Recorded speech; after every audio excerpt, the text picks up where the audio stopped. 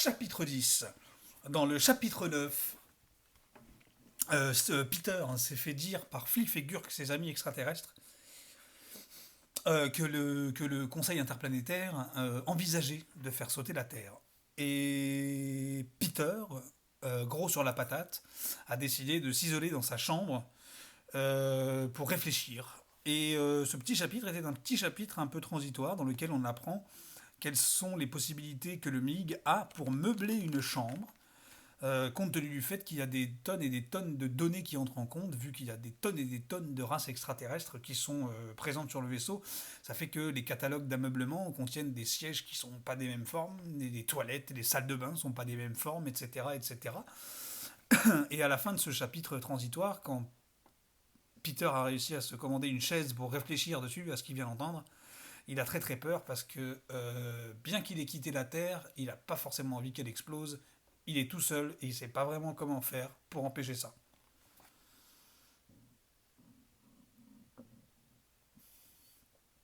Chapitre 10. Pardon pour l'interlude. Le Conseil interplanétaire. Le fameux. Après avoir vainement réfléchi pendant une bonne heure, je résolus de partir à la recherche de Broxholm. Peut-être accepterait-il de m'aider. Bien sûr, rien ne me disait qu'il ne faisait pas partie de ceux qui réclamaient la destruction de ma planète, mais j'avais du mal à le croire. Le problème était de le trouver.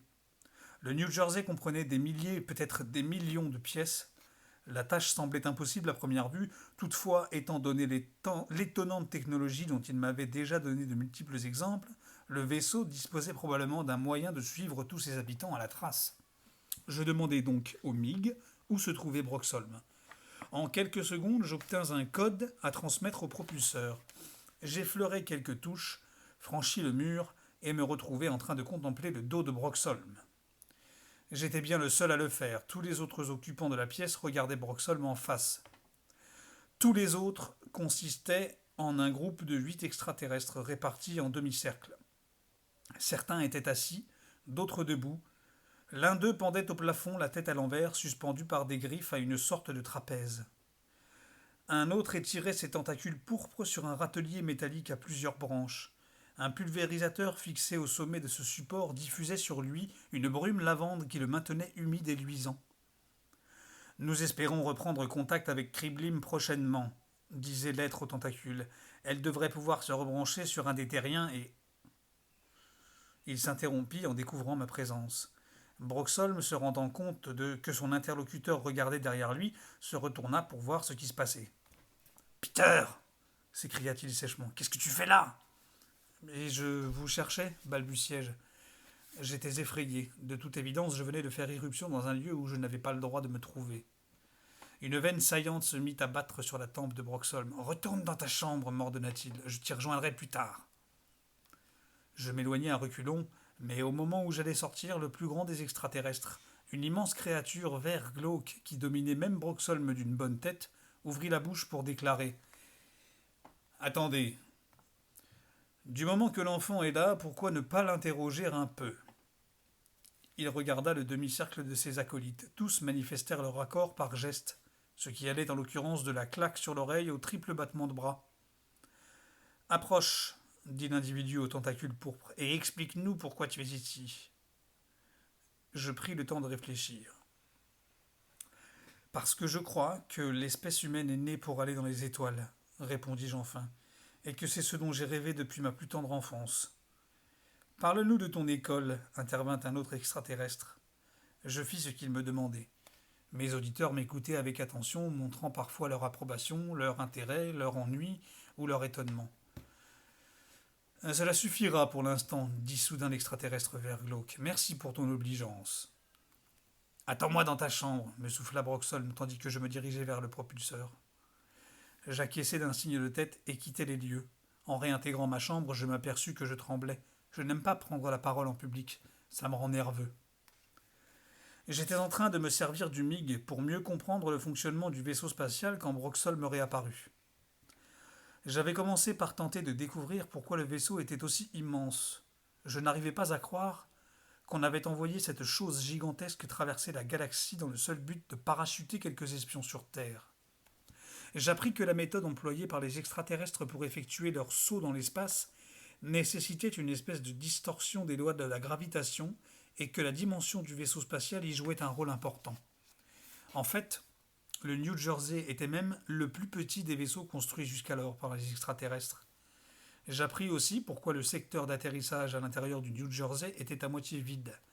Le vaisseau avait relâché des petits engins spatiaux çà et là au fur et à mesure de ses déplacements à travers la galaxie. Il s'agissait de sa principale mission, faire la navette entre les étoiles pour décharger quelques engins à un endroit, en récupérer d'autres à l'étape suivante. Ça, et veiller à ce que les décisions du Conseil interplanétaire soient respectées. Ce que je lisais me fascinait tellement que je tressaillis en étouffant un cri lorsque Broxholm apparut à travers le mur. Qu'est-ce que tu as s'enquit-il, aussitôt inquiet. Rien, dis-je, vous m'avez effrayé, c'est tout. Broxholm me fit signe qu'il comprenait. Oui, je suppose que ce genre de réflexe est naturel quand on vit sur une planète comme la tienne où règne la violence. J'avais choisi de quitter la Terre, d'accord, mais je commençais à être fatigué de l'entendre critiquer comme ça. C'est ça, marmonnai-je amèrement. Et vous, de quoi parliez-vous avec vos petits copains? De quelle façon aimable et non violente de la faire éclater en mille miettes? Ce fut le tour de Broxholm de tressaillir, mais il se reprit aussitôt. Ce n'est qu'une des options envisagées, me répondit-il calmement. Mon estomac se noua. Ici, loin de chez moi, il m'était plus facile de me rappeler les bons côtés de la Terre. Des choses comme Suzanne Simmonds, les dauphins, les cookies aux pépites de chocolat. Comment pouvez-vous même y songer? Protestai-je en tentant de refouler les larmes qui affluaient soudain à mes paupières. Le nez de Broxholm s'allongea et se remit en place. Je n'ai pas dit que c'était moi qui l'envisageais. J'ai dit que l'option était à l'étude. Peter, tu dois comprendre que la situation met toute la galaxie en effervescence.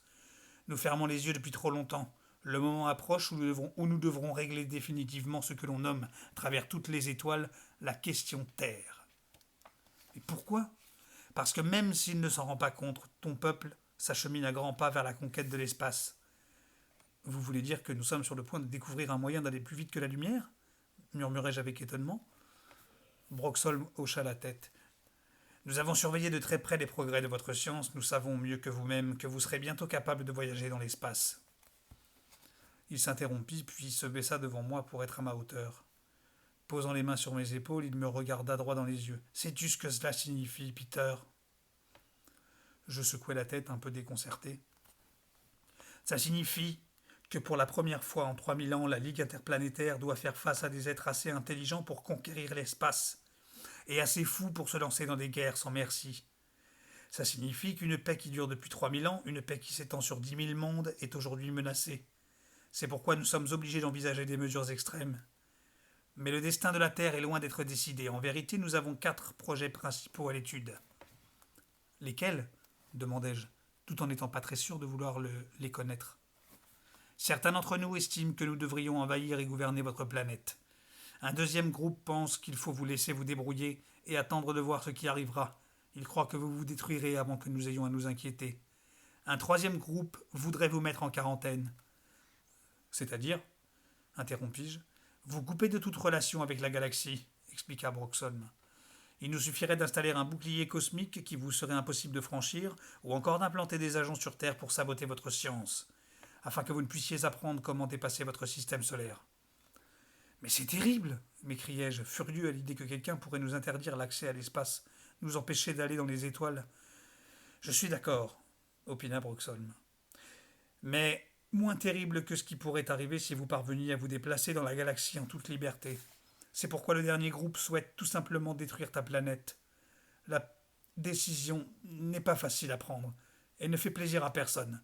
Mais cela vaut peut-être mieux que de vous laisser agir à votre guise étant donné votre mentalité actuelle. Pourquoi n'essayez-vous pas plutôt de nous aider à en changer? M'écriai-je à la fois angoissé et furieux.